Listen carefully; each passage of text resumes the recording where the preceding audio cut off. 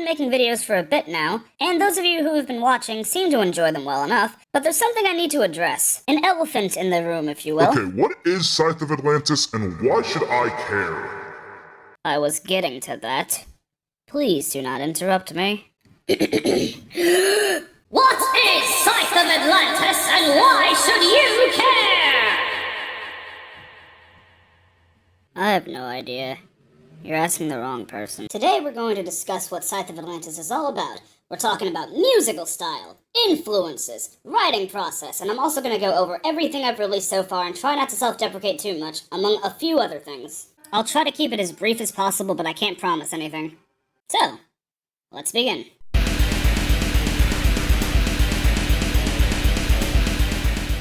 Scythe of Atlantis is an instrumental metal project done solely by me, some random guy.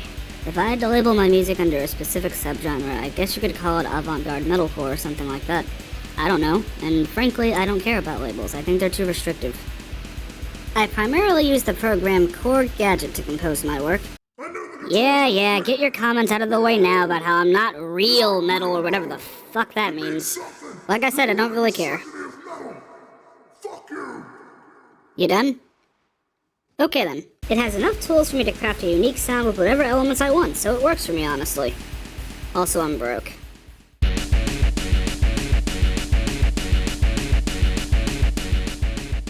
I've taken influence from a ton of different artists throughout the entire spectrum of rock and metal, and other genres as well.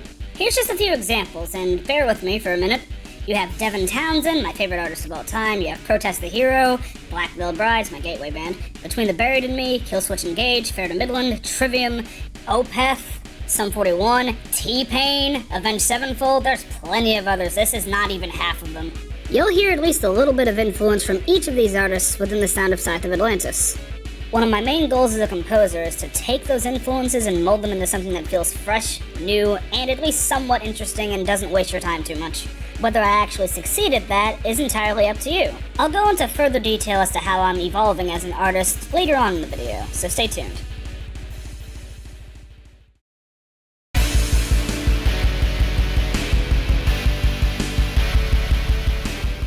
Usually when it comes to the writing process, the ideas for songs just end up coming to me. Those ideas usually come in the form of specific melodies or specific rhythms. I take whatever I come up with, and I just mess around with it and just see exactly how it needs to be executed to be the best song possible. I always try to make sure the ideas are at least somewhat unique, experimenting with different styles of music if need be. For each and every single song that I write, I ask myself several questions. For example, with the idea that I have, would it work best as the chorus? A verse? Maybe a bridge? Like, how should I build upon these different elements? Should it be the main point of the song, or should it be a supporting element of the song? Perhaps I should add a guitar solo, or a breakdown. As the composition evolves, sometimes I'll add a key change, or a time signature change, or a tempo change, or something of the sort, just to spice things up a little bit. Every once in a while, I really do struggle to figure out what I want to do with this particular song, so I really have to work at it for like hours and hours and hours. Sometimes it takes a day to finish a song, other times it takes a few weeks, months. There's a couple of songs that have yet to be released that were constantly revamped and edited over the span of like 2 years. I'm not even joking about that. I apologize if that explanation was a little too convoluted. Sometimes I struggle with putting ideas into words, so please bear with me.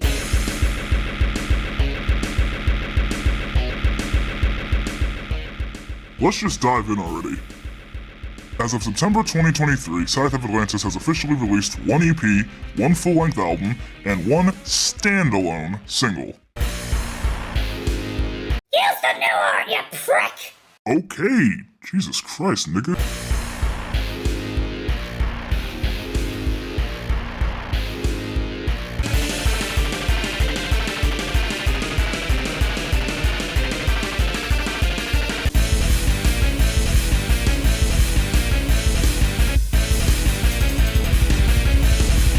I added quotation marks to the word standalone when talking about that last song because I included a vocal demo of that song alongside it, because why not? I should warn you, it's pretty bad. Here, take a listen for yourself. They both strive for self-improvement and enlightenment from on high.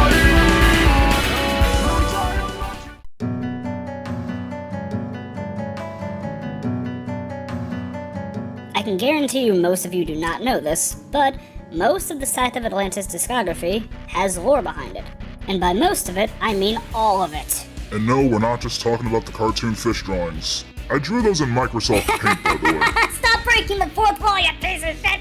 The lore is absolutely bonkers, and I can't wait to actually talk about it. The lore for Distorted Calamity is the most complete, but Undersea Paradox is mostly done, and Galactic Warfare is pretty much complete, but I don't want to get into that too much because it gets into other things that I don't think you're ready to hear about yet.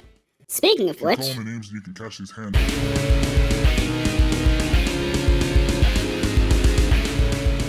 The Mid-Shonen Anime Duology. Slated to be released in 2024. I'm shooting for around late May and early August for both parts respectively, so hopefully you can sit tight until then. This massive undertaking of a project has 22 tracks total. Yeah, I increased the tracks from 19 to 22 because I just had more ideas that I wanted to flesh out, because why not? Before we get into the lore stuff, let's get into what you actually came here for, the music. This project is going to have two parts, Mid-Shonen Anime and Mid-Shonen Anime Z. With this project, I wanted to showcase both sides of what Scythe of Atlantis is all about. A more aggressive side that showcases my roots in metalcore, and a more experimental, technical side that's willing to challenge the listener a bit more.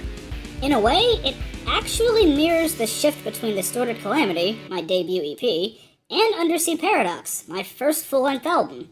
Kinda neat how things just work like that, huh? Now don't let that description make you think that I'm planning on stagnating or anything. That is the last thing I want to do as an artist. My goal is to actually grow and add new elements and evolve over time. If anything, I actually plan for the Mid-Shonen Anime Duology to be the last metalcore or metalcore adjacent thing that I really do. I really do want to explore new things after this, which I absolutely do on part 2. Part 1 is definitely more of a metalcore record, but part 2, for the most part, breaks away from that metalcore style that I had already established for myself. And that was completely intentional. Not because I suddenly hate metalcore or some bullshit reason like that. I absolutely adore metalcore still. But at the same time, I don't want to play the same kind of music forever, you know? Now, in terms of lore, you figured it out for yourself, I'm lazy. In all seriousness, I'm not telling you the lore for the Mid-Shonen Anime Duology prior to or when the album comes out on purpose. That was a deliberate choice made by me. Instead, I want you to piece together a story of your own while listening to the project yourself. Sounds kind of fun, doesn't it? It is what you make of it. That's all. Oh, of course that's not it. Did you really think I was gonna leave you hanging forever? I know I'm a goddamn asshole, but I'm not a goddamn fucking asshole. Once the singles start dropping, I'm going to leave you guys to your own devices to figure out the story yourself, and then, a few months after Mid-Shonen Anime Z releases, I will tell you everything. And I mean everything. Every single thing there is to know about the world that I have created within this lore. I hope you're looking forward to that because it's going to be big. And it's going to be insane. But screw that, I want you to figure it out for yourself first, okay? Then, come back, and we can compare and contrast what I came up with and what you came up with. I'm sure they won't even be remotely close to one another, but it should be fun. Or you can just listen to the music for what it is, that's fine too. Either way, I hope you're looking forward to it, because I sure as hell am. Before we wrap up, I have a little treat for you guys. A sneak preview of the first single of the entire project. Hope you guys like it. Hey, I think I'm stuck. Hey, Dark Fish Boy, can you help me get down? Where the fuck did she go? Hey, I need you to help me get down so I can play the preview of the song. Hello? Sorry, can't hear you. Too busy playing the preview.